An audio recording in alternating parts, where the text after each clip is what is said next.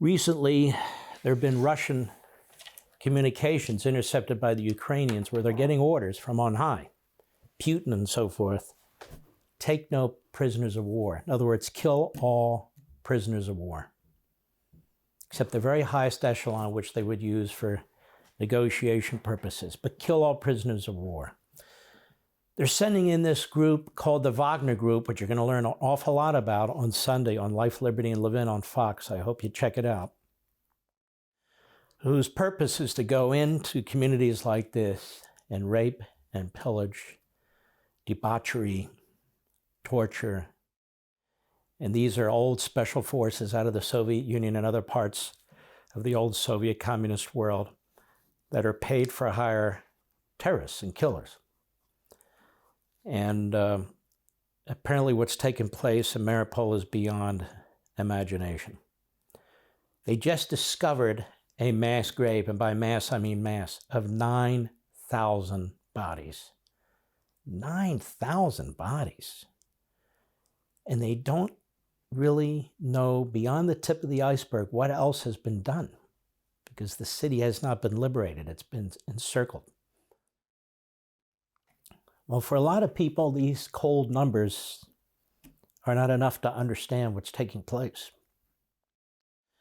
So I got this piece from Chabad.org, Chabad.org. These are rabbis who are on the ground.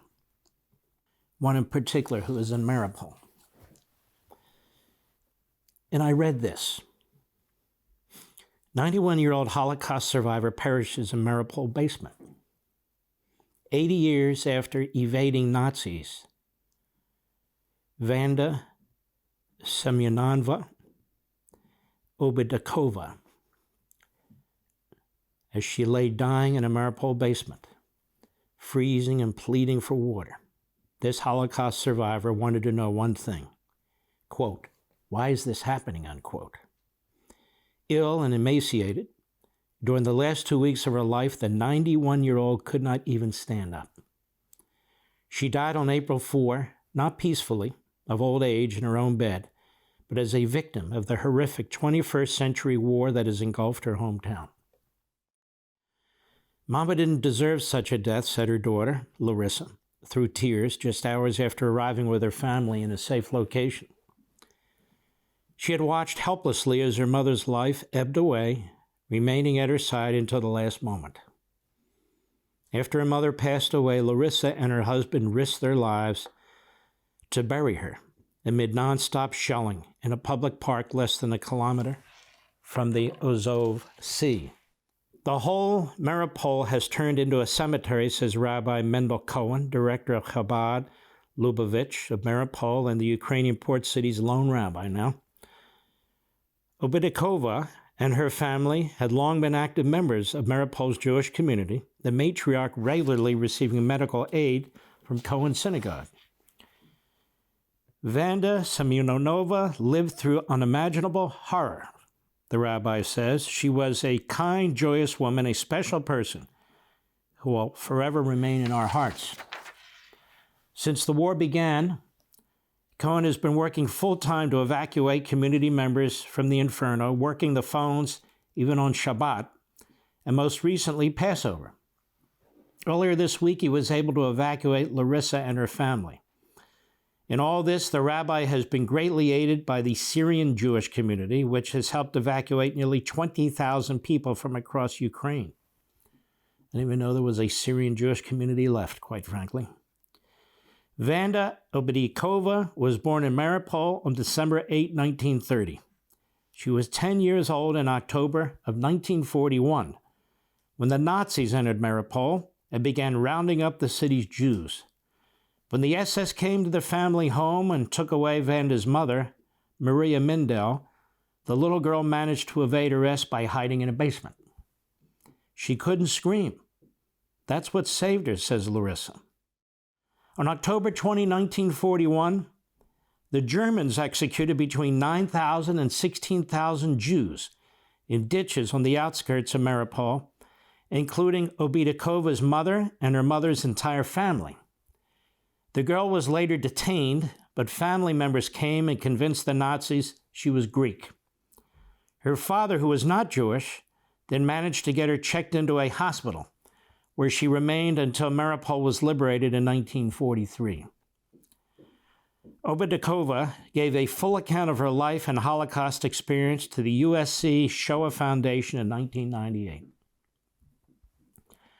She married in 1954 when Mariupol was known by the Soviet name of Zhdanov, and spent her entire life in the city.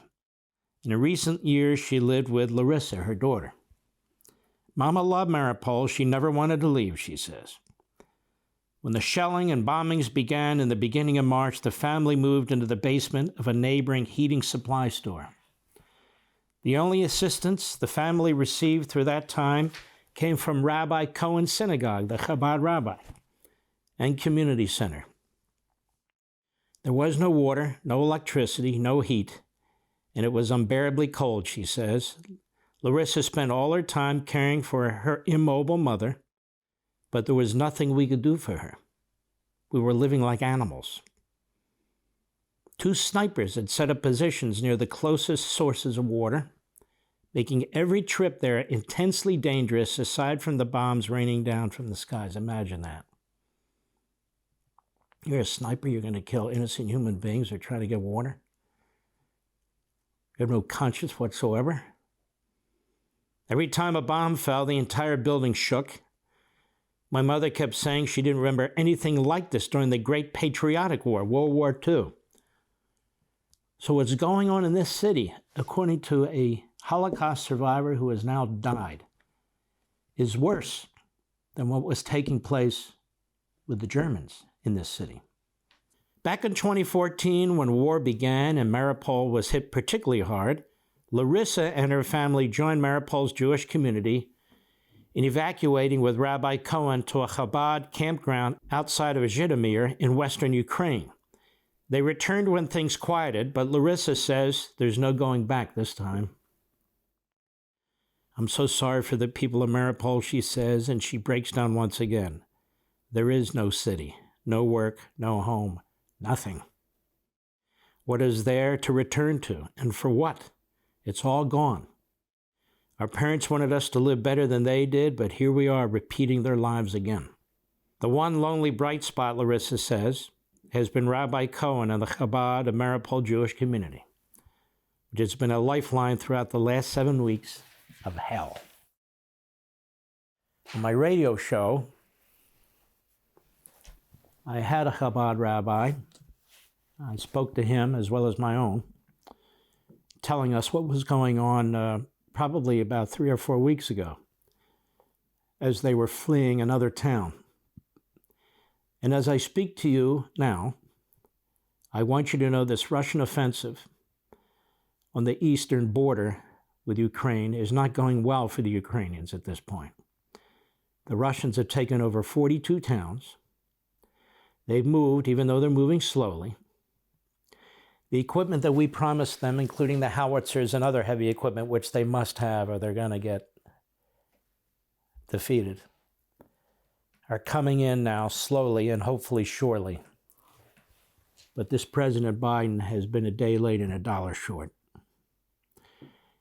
The people who have led the way have been the Poles, the Slavics, the Balkan states, and the Brits, among others. Well, we sat here and twiddled our thumbs over MiG-29s, whether to send them tanks and other things of that sort. We're not even talking about our own tanks, by the way. We're talking about tanks that we have captured mostly in Afghanistan, Soviet tanks. Some of these other countries have been ahead of the curve. And as I look at this, ladies and gentlemen, this horror, this second Ukrainian Holocaust in 100 years, the first one, not the first one in modern history, 90 years ago, 1932, 1933. You not only think about the horrors that are taking place there and that we don't even know about. What are we doing now in anticipation of the Communist Chinese invasion of Taiwan? They're supposed to be our allies too. It'll be much, much, much more difficult to supply them with arms once China begins invading. It's an island. China's Navy is significant. It is strong. It is huge. China now has weapons that can take out our ships. Of course, Taiwan is off China's shore, making it much, much easier for them to take on our military and to maneuver against us. And extremely difficult, if not impossible, for us to supply the Taiwanese with what they will need, perhaps by air. The Chinese have muscled up their nuclear arsenal, and this is going to be a huge problem.